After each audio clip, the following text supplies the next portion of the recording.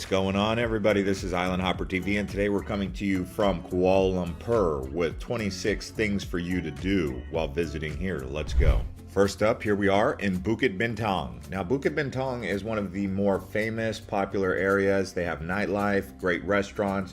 Also, you'll notice many high-end luxury hotels as well as some cheaper accommodation. Some of the most happening nightlife and entertainment can be found right here in Bukit Bintang. If it is your first time to Kuala Lumpur, I would highly recommend you stay close to this area or KLCC, which we'll show you a little later on. And one of the main reasons is the food street, Jalan Alor, right here. So at night, especially on the weekends, this is a sea of people with tons of restaurants, exotic foods. If you love to try exotic foods from Malaysia especially, you're gonna find that right here. It's like a fusion of Chinese, Malay, some Indian, and other international cuisines you can even find right here along Jalan Alor. It's really a happening place, probably the most happening place in all of KL. You'll find lots of barbecue. You'll also find plenty of fruit beverages, also local fruits like durian and jackfruit, which works out great for you vegans or vegetarians, but shawarma, lots of shawarma here in Kuala Lumpur. And the famous mall here is called the Pavilion. It's probably one of the best malls in all of KL. They've got a big fountain outside. They've got this Times Square kind of screen also. Many different designer brands, but people come here for the ambiance, the feeling that it creates just being here. I would say this is like the Times Square of KL. There are many different malls across the city, so get used to going to malls while you're here.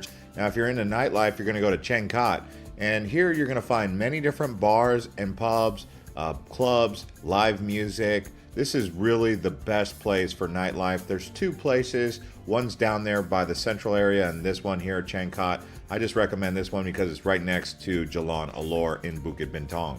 On the weekdays, this place does get going, but really on the weekends, it ramps up. I would recommend not trying to bring the Grab directly to here in the evening time or even fetching the Grab from this location because traffic getting in and out of here sometimes can take 40 to 45 minutes. So it goes at a snail's pace. So try to move a little bit further outside of Cheng Kat or Jalan Alor when you're getting your Grabs or your taxis.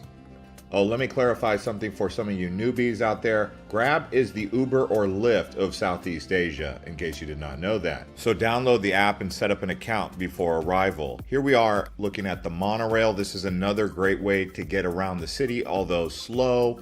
The monorail can help save some money and get you around some of that Kuala Lumpur traffic that does exist, and it connects to the trains. Another popular thing to do while here is go to the Petronas Towers. Now, the Petronas Towers are two very tall twin towers. They used to be the tallest buildings in the world. They're now not even the tallest buildings in Kuala Lumpur. They're actually the third tallest because there's two new buildings that are even taller. You can actually go to the top of the observation deck at the towers and the sky bridge for around 20 US dollars. That's about 98 Malaysian ringgit. So it is worth it. Now here we are at KLCC. This is a park. There's also a mall area. So KLCC is the area that surrounds the Petronas Towers, and it's a scenic area to hang out, relax. Probably the best time to be at Petronas and KLCC is around sunset. Now here we are at Tian Hu Temple. This is a beautiful Buddhist temple. You can see it's very large from the air. So if you're looking for some cultural experience, this here temple is very beautiful to take pictures, walk around, and experience some of that culture with the Buddhists. We have arrived at Chinatown. This here is Jalan Petaling. In case you didn't know, anytime you see the word Jalan, that just means street. So Jalan Petaling means Petaling Street. And we're in Chinatown here. You'll find shopping, lots of Chinese restaurants, very delicious. This is a good place to go at lunchtime. You're gonna see lots of people trying to sell you stuff, and you can get some really good deals here in Chinatown. As you may have noticed, it was raining in some of these scenes. I'm here in July.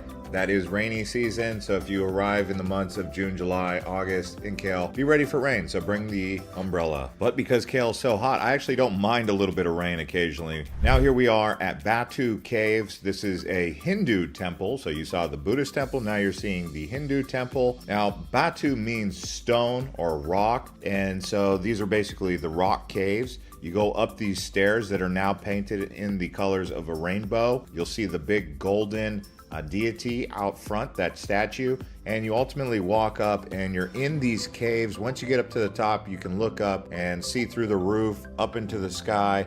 It's quite interesting to see this mountain here that kind of towers above Kuala Lumpur with this temple structure. So really a cool place to hang out. And there's also other caves down below where they have some animals and a koi fish pond.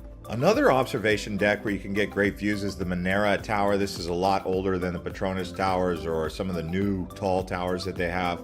So try and go up here if you're looking for a awesome experience getting 360-degree views. If you get a chance, try and walk across the Saloma Bridge. You can see it's very colorful, especially at night. Here we are at the Genting Highlands. Now we're a mile high. That means we're 5,600 feet, that's 1,800 meters. We're quite high when you get up here. Now, it doesn't snow in Malaysia, but you get the idea. It's going to be a lot cooler up here. You're definitely going to need a jacket, so bring that when you come up here because in the evenings it does get brisk.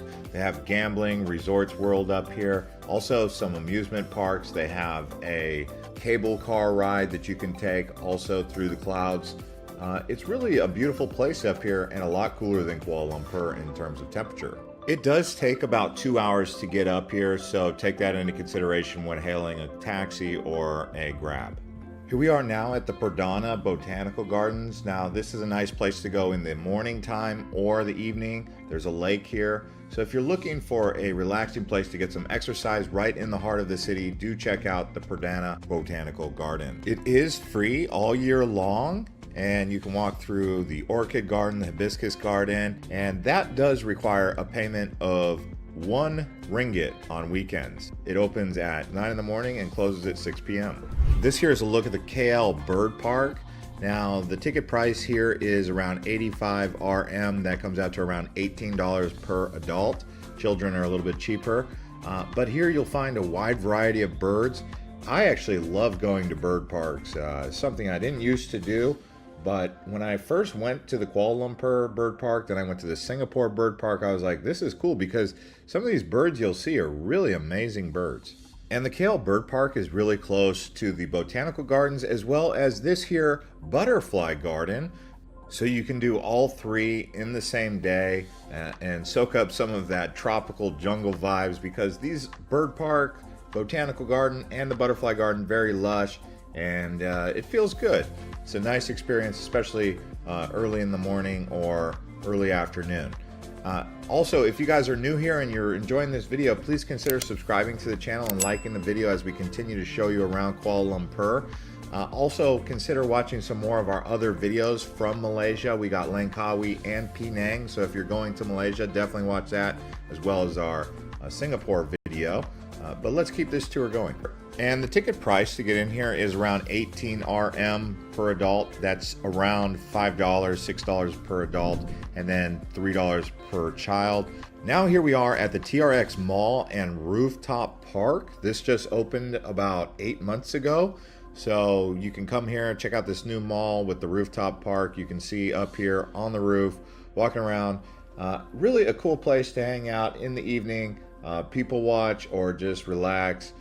Go for a stroll. This is called TRX Exchange, next to the second tallest building in Kuala Lumpur. Now when I went there, I tried to go to the top of the TRX building because it's so cool, it looks awesome, right? But they said there is no observation deck. I said, well, what are they going to use it for? I guess it's going to be used for offices, office space. But either way, you can still go up to the rooftop, walk around. This is really close to Bukit Bintang also. Now here we are at the Brick Fields, also known as Little India. So it's a cultural experience that you can have.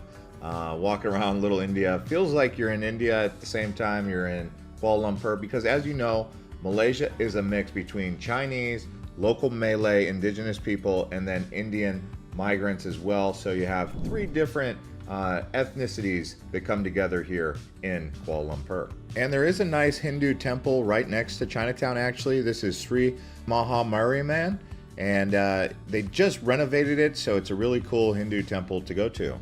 Kuala Lumpur does offer city tour buses, like hop on hop off bus, so if you're looking to do a tour like this, really effective way to see the city.